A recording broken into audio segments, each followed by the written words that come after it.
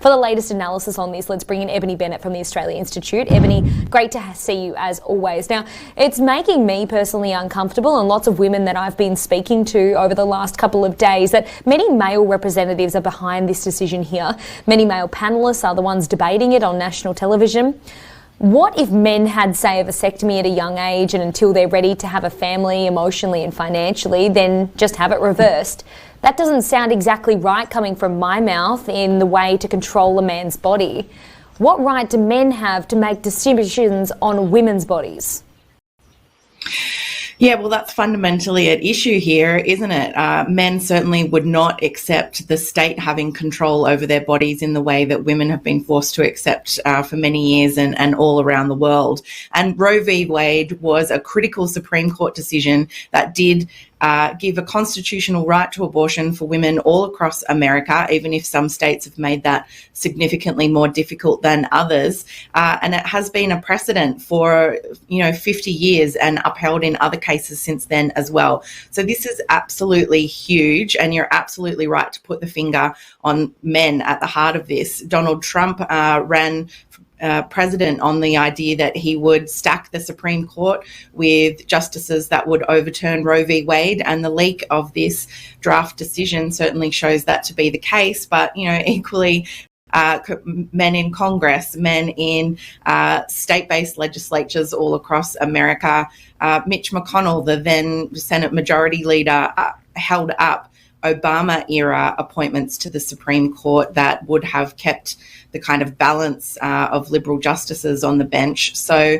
really here we're talking about women's liberty being restricted, and ultimately women will die if the Supreme Court decides to overturn Roe v. Wade, because we know even when abortion is illegal, women will still seek to access it because it's fundamental to their own liberty and safety. It's a really good point you make there. Lots of people are saying you can put bans on abortion, but they will still occur, they will still happen, and it will be, like you said, most likely through dangerous measures there, which is putting women's safety at risk. You mentioned Barack Obama there. Barack Obama has he's tweeted out a statement about this as well, condemning this here, saying that it's, completely scary and dangerous for the women of America at this stage. President Biden speaking today, saying it's not only detrimental to millions of women in America, but it could also be a blow to society and their freedom in general, more broadly, because what's next?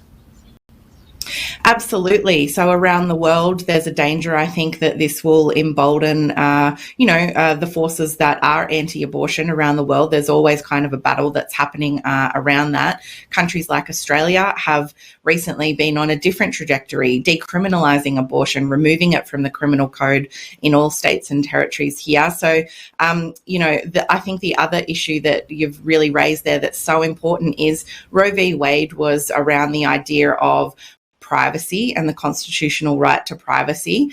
And there's a number of other rights historically that do hinge around that precedent as well. And so the warnings really are also for people in the LGBT community. Perhaps equal marriage is next on the chopping block, those types of things, because the precedent that was being sought to be overturned, and the reasoning in the draft decision here is this idea that historically this was never a right afforded to women. It's more recent, and therefore it's somehow suspect. And of course, there's a lot of rights that have been afforded to citizens of the United States more recently than they should have been. And so I think there's huge concerns here that if abortion goes, what is next? What is the conservative movement going to go for next? Particularly if the concern is moral issues like equal marriage and things like that. The conservatives see through a moral prism.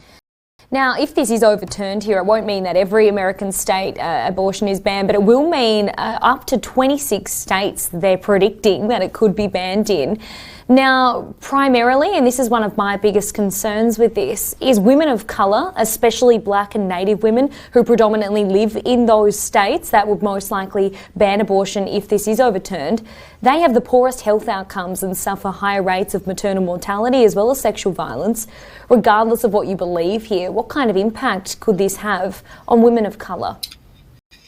It's going to be devastating. As you said, women of colour sometimes face much more significant hurdles, whether that's in terms of being able to afford healthcare or even just to access it. And if they live in a state that has trigger laws that will seek to make abortion illegal the moment that Roe v. Wade is overturned, they're going to be in big trouble. And I think it's also important to recognise, people might not be able to travel interstate, and that might not even be an issue of cost. Maybe they can't find childcare.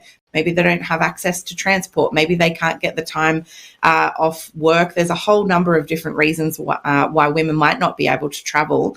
As you said, this impact will be predominantly probably on women of colour, and, their health outcomes are at risk. As I said, this is women's lives that we are talking about, and not just for reasons, and women have a variety of reasons for wanting to end pregnancies, but also women experience miscarriages. They have health problems with fetuses that mean that pregnancies must be terminated. They need to access this as a matter of healthcare, not just a matter of choice as well. And so I'm really concerned for women of colour, First Nations women, all women who live in these 26 states that could end up with immediate abortion bans should this be overturned, because their lives are at stake. That's literally what we're talking about here. So it's a devastating leak from the Supreme Court.